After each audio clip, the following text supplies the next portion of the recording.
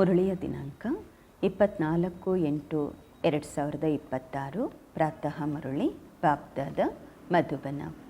ತಂದೆ ತಿಳಿಸುತ್ತಾರೆ, ಮಧುರ ಮಕ್ಕಳೇ, ಸುಖ ಕೊಡುವಂತಹ ತಂದೆಯನ್ನು ಬಹಳ ಬಹಳ ಪ್ರೀತಿಯಿಂದ ನೆನಪು ಮಾಡಿ. ನೆನಪಿಲ್ಲದೆ ಪ್ರೀತಿ ಇರಲು ಸಾಧ್ಯವಿಲ್ಲ. ಪ್ರಶ್ನೆ: ಬಾಬರವರು ಮಕ್ಕಳಿಗೆ ಪ್ರತಿನಿತ್ಯ ನೆನಪಿನ ಅಭ್ಯಾಸ ಮಾಡುವ ಇಶಾರೆ ಯಾಕೆ ಕೊಡುತ್ತಾರೆ? ಸೂಚನೆಯನ್ನು ಯಾಕೆ ಕೊಡುತ್ತಾರೆ?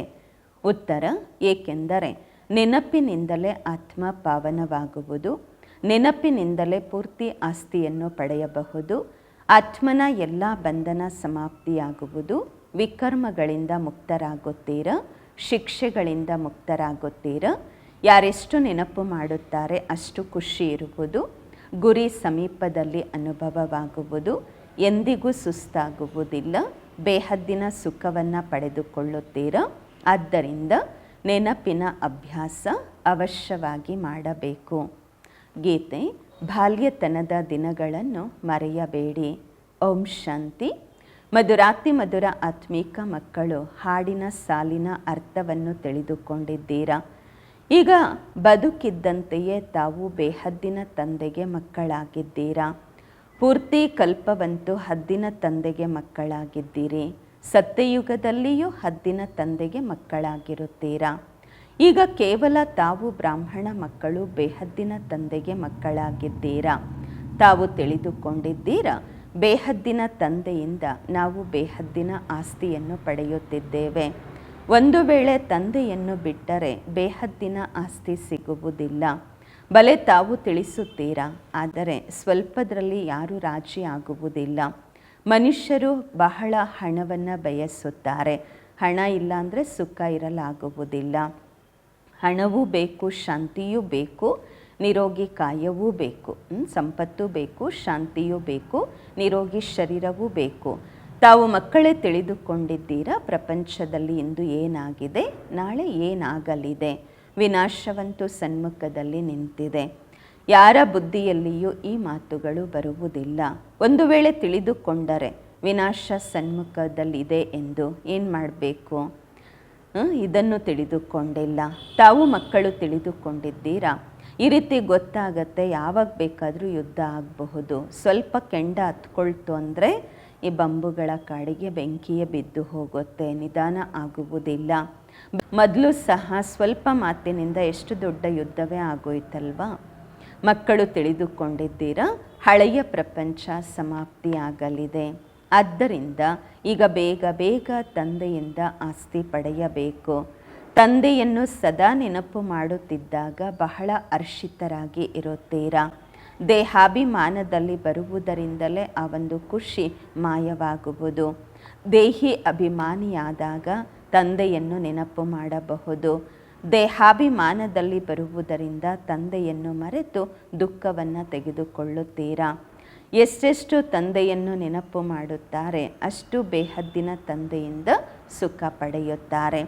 ಇಲ್ಲಿ ನೀವು ಬಂದಿದ್ದೀರಾ ಆ ರೀತಿ ಲಕ್ಷ್ಮೀನಾರಾಯಣ ಆಗಲು. ರಾಜ ರಾಣಿ ಪ್ರಜೆಗಳ ನೌಕರ ಚಾಕರರು ವ್ಯತ್ಯಾಸ ಅಂತೂ ಆಗುತ್ತಲ್ವ ಬಹಳ. ಈಗಿನ ಪುರುಷಾರ್ಥ ಮತ್ತು ಕಲ್ಪಕಲ್ಪಾಂತರಗಳಿಗಾಗಿ ಕಾಯಂ ಆಗುವುದು, ಅಂತಿಮದಲ್ಲಿ ಎಲ್ಲರಿಗೂ ಸಾಕ್ಷಾತ್ಕಾರವಾಗುವುದು ನಾವೆಷ್ಟು ಪುರುಷಾರ್ಥ ಮಾಡಿದ್ದೇವೆ ಎಂಬುದು. ಈಗಲೂ ತಂದೆ ಹೇಳುತ್ತಾರೆ, ತಮ್ಮ ಸ್ಥಿತಿಯನ್ನು ನೋಡಿಕೊಳ್ಳುತ್ತಾ ಇರಿ. ಮಧುರಾತಿ ಮಧುರ ಬಾಬಾ ಅವರಿಂದ ಸ್ವರ್ಗದ ಆಸ್ತಿ ಸಿಗುವುದು. ಅವರನ್ನು ನಾವೆಷ್ಟು ನೆನಪು ಮಾಡುತ್ತೇವೆ. ನಿಮ್ಮ ಪೂರ್ತಿ ಆಧಾರ ನೆನಪಿನ ಮೇಲೆ ಇದೆ. ಯಾರೆಷ್ಟು ನೆನಪು ಮಾಡುತ್ತಾರೆ ಅಷ್ಟು ಖುಷಿ ಇರುವುದು. ತಿಳ್ಕೊಳ್ತಾರೆ ಈಗ ಸಮೀಪ ಬಂದು ತಲುಪಿದ್ದೇವೆ ಎಂದು. ಕೆಲವರಂತೂ ಸುಸ್ತಾಗ್ಬಿಡ್ತಾರೆ. ಅಯ್ಯೋ ಗೊತ್ತಿಲ್ಲಪ್ಪ, ಗುರಿನೂ ಎಷ್ಟು ದೂರ ಇದೆ, ತಲುಪಲಿಕ್ಕೆ ಎಷ್ಟು ಕಷ್ಟ ಆಗತ್ತೆ ಎಂದು. ತಲುಪಿದ್ರೆ ಪರಿಶ್ರಮ ಅಂತೂ ಸಫಲ ಆಗತ್ತೆ. ಪ್ರಪಂಚದವರಿಗೆ ಗೊತ್ತಿಲ್ಲ ಭಗವಂತ ಎಂದು ಯಾರಿಗೆ ಹೇಳಲಾಗುತ್ತೆ ಎಂದು. ಹೇಳ್ತಾರೆ ಭಗವಂತ ಎಂದು, ಮತ್ತೆ ಹೇಳ್ತಾರೆ ಕಲ್ಲಲ್ಲೂ ಮುಳ್ಳಲ್ಲೂ ಭಗವಂತ ಇದ್ದಾರೆಂದು. ಈಗ ತಾವು ತಿಳಿದುಕೊಂಡಿದ್ದೀರಾ, ನಾವು ತಂದೆಗೆ ಮಕ್ಕಳಾಗಿದ್ದೇವೆ. ಈಗ ತಂದೆಯ ಮತದಂತೆ ನಡೆಯಬೇಕು. ಬಲೆ ಹೊರದೇಶದಲ್ಲಿ ಇರಬಹುದು, ಎಲ್ಲೇ ಇರಬಹುದು, ಕೇವಲ ತಂದೆಯನ್ನು ನೆನಪು ಮಾಡಬೇಕು. ತಮಗೆ ಶ್ರೀಮತ ಅಂತೂ ಸಿಕ್ಕಿದೆ. ಆತ್ಮ ತಮೋ ಪ್ರಧಾನದಿಂದ ಸತೋ ಪ್ರಧಾನ, ತಂದೆಯ ನೆನಪಿನ ವಿನಃ ಆಗುವುದಿಲ್ಲ. ತಾವು ಹೇಳುತ್ತೀರಾ, ಬಾಬಾ ನಾವು ನಿಮ್ಮಿಂದ ಪೂರ್ತಿ ಆಸ್ತಿ ಪಡೆದುಕೊಳ್ಳುತ್ತೇವೆ ಎಂದು. ಹೇಗೆ ನಮ್ಮ ತಂದೆ ಆಸ್ತಿ ತಗೊಂಡಿದ್ದಾರೆ ಬ್ರಹ್ಮ ಬಾಬಾ, ನಾವು ಸಹ ಪುರುಷಾರ್ಥ ಮಾಡಿ ಅವರ ಗದ್ದಿಯ ಮೇಲೆ ಅವಶ್ಯವಾಗಿ ಕುಳಿತುಕೊಳ್ಳುತ್ತೇವೆ. ಮಮ್ಮ ಬಾಬಾ ರಾಜರಾಜೇಶ್ವರ ರಾಜರಾಜೇಶ್ವರಿ ಆಗುತ್ತಾರೆ ಅಂದಾಗ ನಾವು ಆಗುತ್ತೇವೆ. ಪರೀಕ್ಷೆಯಂತೂ ಎಲ್ಲರಿಗಾಗಿ ಒಂದೇ ಇದೆ. ತಮಗೆ ಬಹಳ ಸ್ವಲ್ಪ ಕಲಿಸಲಾಗುವುದು, ಕೇವಲ ತಂದೆಯನ್ನು ನೆನಪು ಮಾಡಿ ಎಂದು. ಇದಕ್ಕೆ ಹೇಳಲಾಗುವುದು ಸಹಜ ರಾಜಯೋಗ ಬಲ ಎಂದು. ತಾವು ತಿಳಿದುಕೊಂಡಿದ್ದೀರಾ, ಯೋಗದಿಂದ ಬಹಳ ಬಲ ಸಿಗುವುದು. ನಾವು ಯಾವುದೇ ವಿಕರ್ಮ ಮಾಡಿದ್ದೇ ಆದರೆ ಬಹಳ ಶಿಕ್ಷೆ ಅನುಭವಿಸುತ್ತೇವೆ, ಪದವಿ ಭ್ರಷ್ಟವಾಗುವುದು. ನೆನಪಿನಲ್ಲಿಯೇ ಮಾಯೆ ವಿಘ್ನಗಳನ್ನು ಹಾಕುತ್ತೆ. ತಾವು ತಿಳಿದುಕೊಂಡಿದ್ದೀರಾ, ನಾವು ಪಾವನ ಪ್ರಪಂಚದಲ್ಲಿ ಹೋಗುತ್ತಿದ್ದೇವೆ. ಯಾರು ಬ್ರಾಹ್ಮಣರಾಗುತ್ತಾರೆ ಅವರೇ ನಿಮಿತ್ತರಾಗುತ್ತಾರೆ. ಬ್ರಹ್ಮ ಮುಖ ವಂಶಾವಳಿ ಬ್ರಾಹ್ಮಣರಾಗದೆ ತಾವು ತಂದೆಯಿಂದ ಆಸ್ತಿ ಪಡೆಯುವುದಿಲ್ಲ. ತಂದೆ ಮಕ್ಕಳನ್ನು ರಚಿಸುವುದೇ ಆಸ್ತಿ ಕೊಡಲು. ಶಿವ ತಂದೆಗೆ ನಾವು ಮಕ್ಕಳಂತೂ ಇದ್ದೇ ಇದ್ದೇವೆ. ಹೊಸ ಸೃಷ್ಟಿಯನ್ನು ರಚಿಸ್ತಾರೆ ಮಕ್ಕಳಿಗೆ ಆಸ್ತಿ ಕೊಡಲಿಕ್ಕೆ. ಲೌಕಿಕದಲ್ಲಿ ಶರೀರಧಾರಿಗಳಿಗೆ ಆಸ್ತಿ ಕೊಡುತ್ತಾರೆ. ಆತ್ಮರಂತೂ ಮೇಲೆ ಇರುವಂತಹದ್ದು, ಅಲ್ಲಂತೂ ಆಸ್ತಿ ಅಥವಾ ಪ್ರಾರಬ್ಧದ ಮಾತಿಲ್ಲ. ತಾವು ಈಗ ಪುರುಷಾರ್ಥ ಮಾಡಿ ಪ್ರಾರಬ್ಧ ಪಡೆಯುತ್ತಿದ್ದೀರಾ. ಇದು ಪ್ರಪಂಚದವರಿಗೆ ಗೊತ್ತಿಲ್ಲ.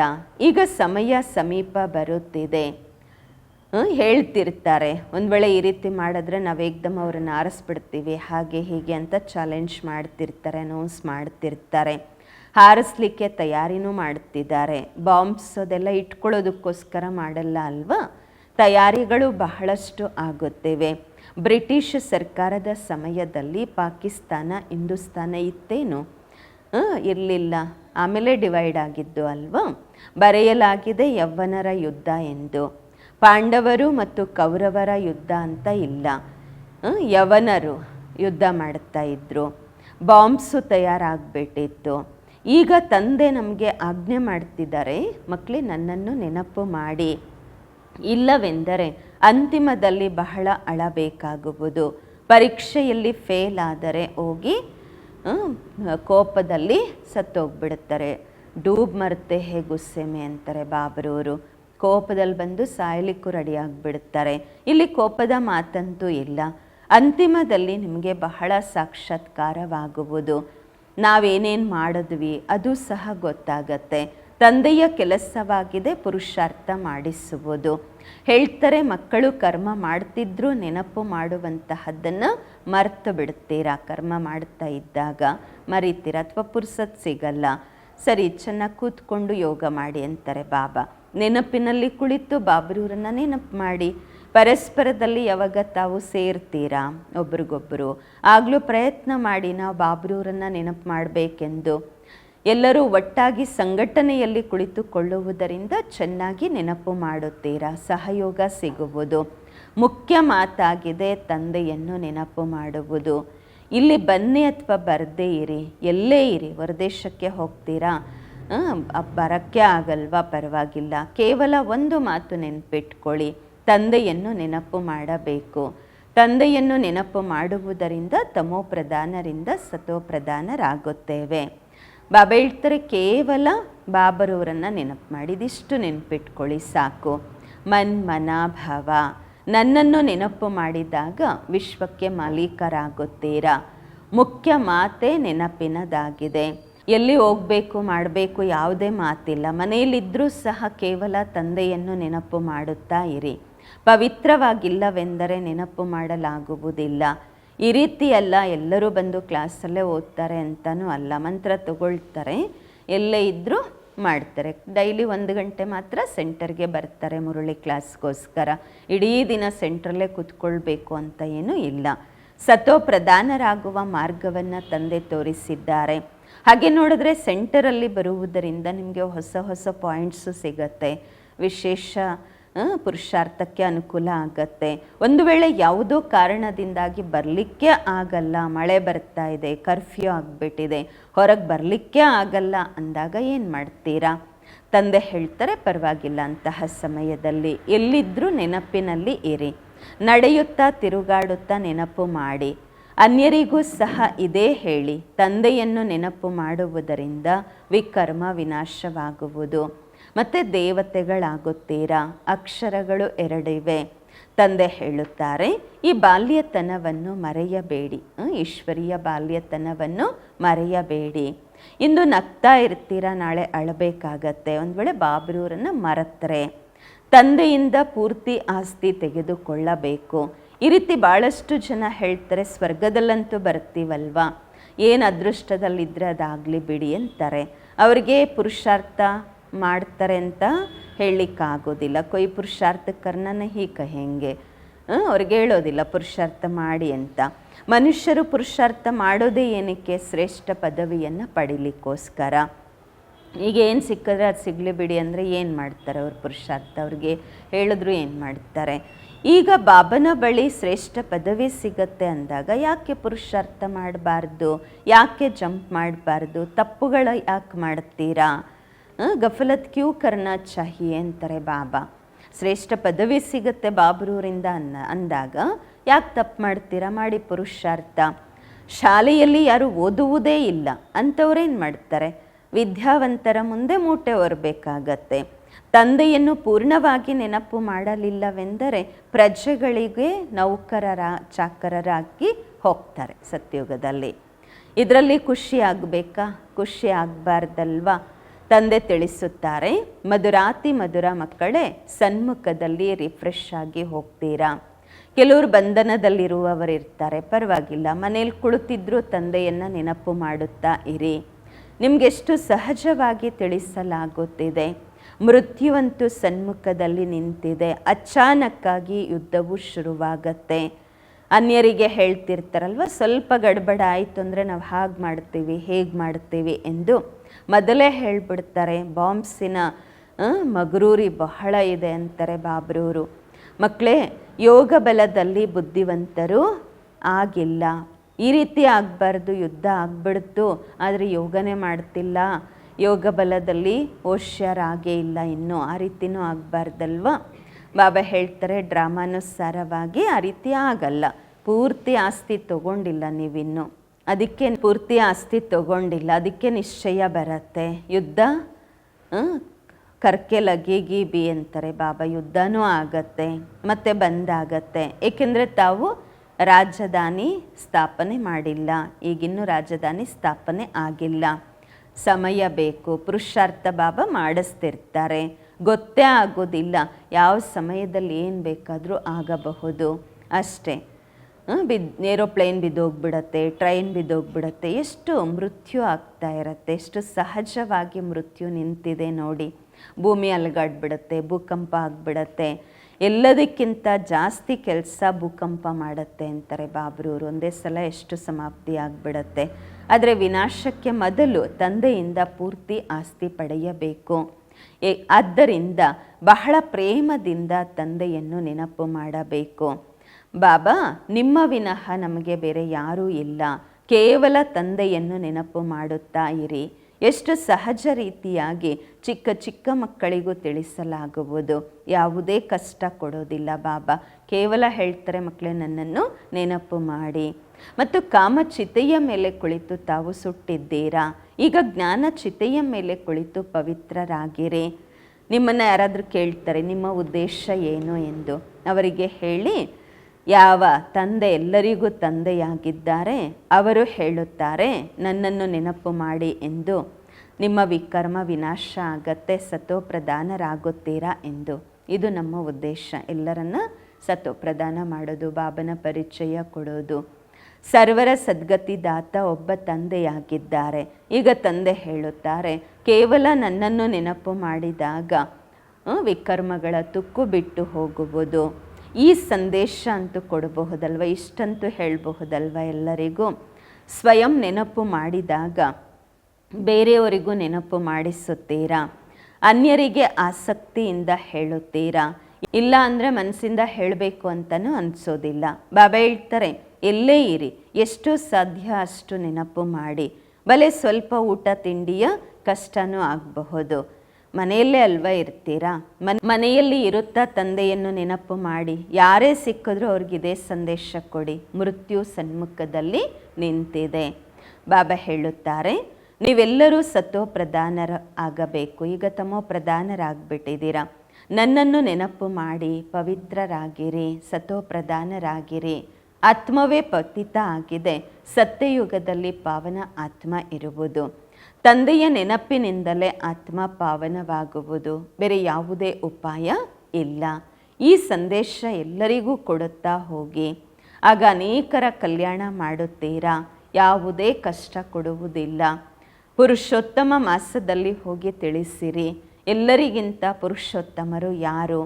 ಸದಾ ಆದಿಯಲ್ಲಿ ಈ ಲಕ್ಷ್ಮೀನಾರಾಯಣ ಪುರುಷೋತ್ತಮರಾಗಿದ್ದರು. ಇಂತಹ ಪುರುಷೋತ್ತಮರನ್ನಾಗಿ ಮಾಡುವವರು ಅಂದರೆ ಅರ್ಥ ಸ್ವರ್ಗದ ಸ್ಥಾಪನೆ ಮಾಡುವವರು ತಂದೆಯಾಗಿದ್ದಾರೆ. ಎಲ್ಲ ಆತ್ಮರನ್ನು ಪಾವನ ಮಾಡುವವರು ಪತಿತ ಪಾವನ ತಂದೆಯಾಗಿದ್ದಾರೆ. ಎಲ್ಲರಿಗಿಂತಲೂ ಉತ್ತಮರಿಗಿಂತಲೂ ಉತ್ತಮ ಪುರುಷರನ್ನಾಗಿ ಮಾಡುವವರು ತಂದೆಯಾಗಿದ್ದಾರೆ. ಯಾರು ಪೂಜ್ಯರಾಗಿದ್ದರೂ ಅವರೇ ಪೂಜಾರಿಗಳಾಗಿದ್ದಾರೆ. ರಾವಣ ರಾಜ್ಯದಲ್ಲಿ ನಾವು ಪೂಜಾರಿಗಳಾಗಿದ್ದೆವು. ಮನೆಯಲ್ಲಿ ಇರುತ್ತಾ ತಂದೆಯನ್ನು ನೆನಪು ಮಾಡಿ. ಯಾರೇ ಸಿಕ್ಕಿದ್ರೂ ಅವ್ರಿಗಿದೇ ಸಂದೇಶ ಕೊಡಿ, ಮೃತ್ಯು ಸನ್ಮುಖದಲ್ಲಿ ನಿಂತಿದೆ.